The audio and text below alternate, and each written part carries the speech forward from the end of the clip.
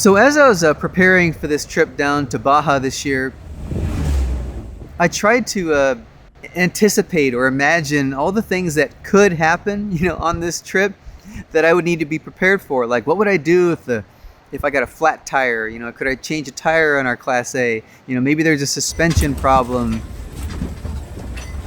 Could I fix those things if they were to come up? I was prepared for all of that stuff, but what happened early on in this trip was something I never even imagined could even happen. One of the jacks on our leveling system in our Class A, actually the foot and the spring came off, and the jack is actually stuck in the ground. Now, since the springs are used to retract the jack, there's really no way to retract this piston that's stuck into the dirt.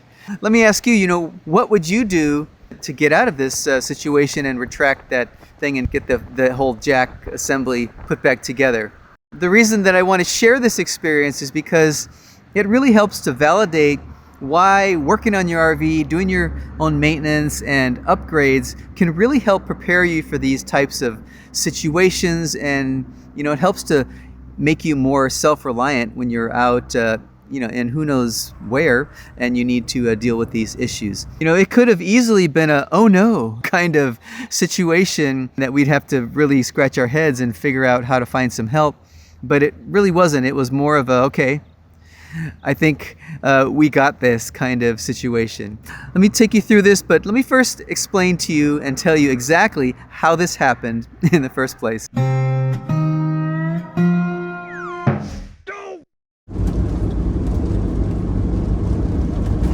So we're in Mexico, driving down the road, trying to loosen our load and, trying to avoid potholes that were coming up in the road in this particular section of road. So, I got pretty good at those, just kind of weaving in and out and avoiding the potholes. So while I was doing this, I noticed that there was this small metal silver object next to one of the potholes, looked kind of like a smashed beer can or something like that.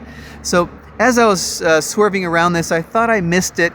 But as I went over it, I noticed that my rear dualies, the outer dually, kicked up this thing and got a hold of it. And I heard this bang. I looked in the passenger side rear view mirror, and I saw this metal object that was about 3 feet long go flying out the side of the RV. We're continuing down the road. There's really nowhere to pull over at this point. But eventually I radioed our friend, because there's no cell service in this area where we're traveling.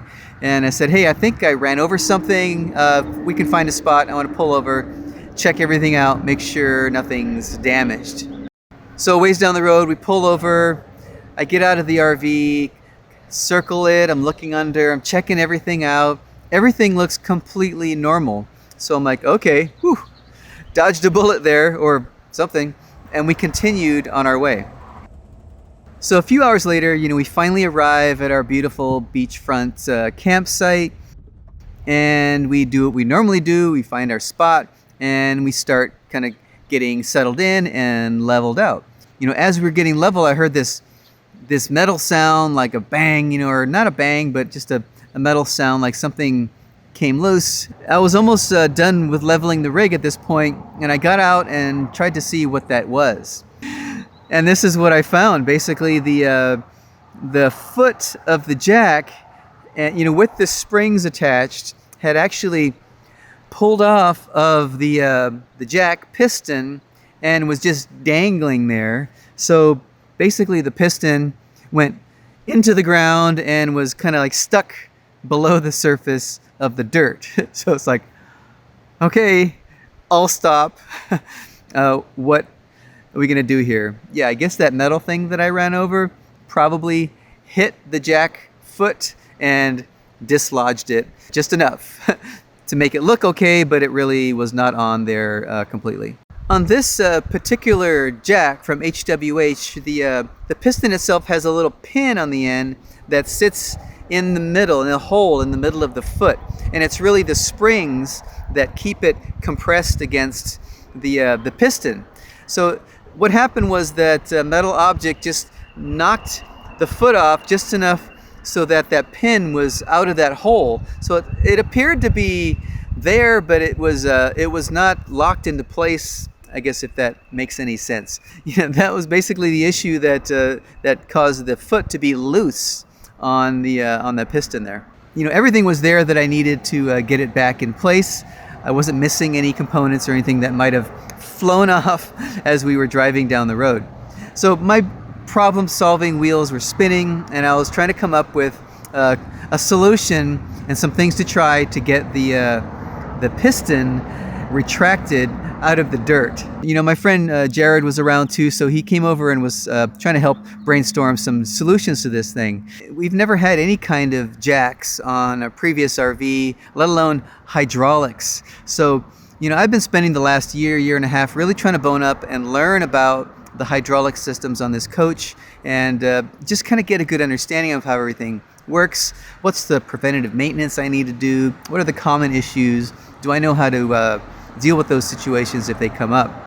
And also in preparation for our trip to Alaska last year, I replaced all of the springs on all 4 jacks. So I had a good understanding of how that whole mechanism was working, and I was confident that I could put it back together, put Humpty Dumpty back together again. Now, since we're usually out boondocking somewhere that's pretty remote, I'm pretty prepared for situations where we might have to level up or actually get unstuck from some soft ground or things like that.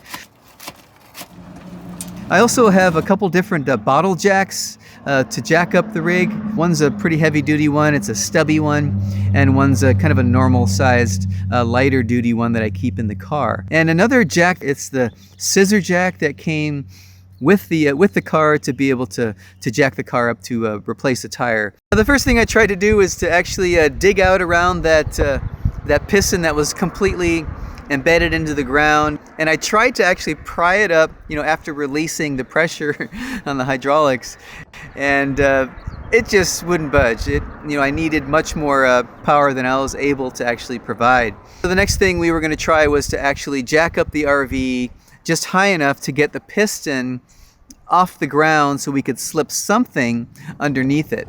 With some of the wood blocks that we had and one of my big bottle jacks, I was able to jack it up slowly lift that piston out of the ground. And eventually we're able to get it just about that much off the ground so that we could put a piece of wood underneath the piston.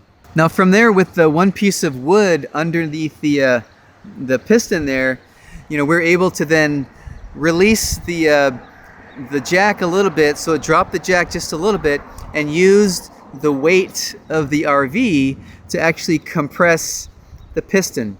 Once we got a little bit more, we jack it back up there again and the piston would rise up, and then put more wood there and then drop it again, and then it would compress the piston a little bit more. And eventually we're able to get about that much height off the ground, and I could get my scissor jack underneath the piston and then slowly start using the scissor jack to push the piston back up into its stored position. Now this took a little bit of time, and instead of using the springs that would normally be attached to retract that piston, I used the scissor jack to slowly push it back into place. Then with the shaft all the way retracted, the piston's all the way up in its stored position, I was able to just kind of move the foot with the springs on it near there and use a pry bar to quickly pop that back into place, get that pin so it goes into that hole in the foot. All right. Actually, that happened so quickly, Melissa didn't even have a chance to film it. She was trying to film things with her iPhone, but I popped it on so quick and the foot was back on, and all that was left was to put on the snap pad back on the foot. I gotta get snap pad back on. So, broke out some dish soap and wiped it around the snap pad, got it all lined up, and we're able to pop it back on the foot of the jack. Stop! Popped in? No, not yet. It's ready to go though. Go. Okay, I'm gonna do it. Okay. A little more.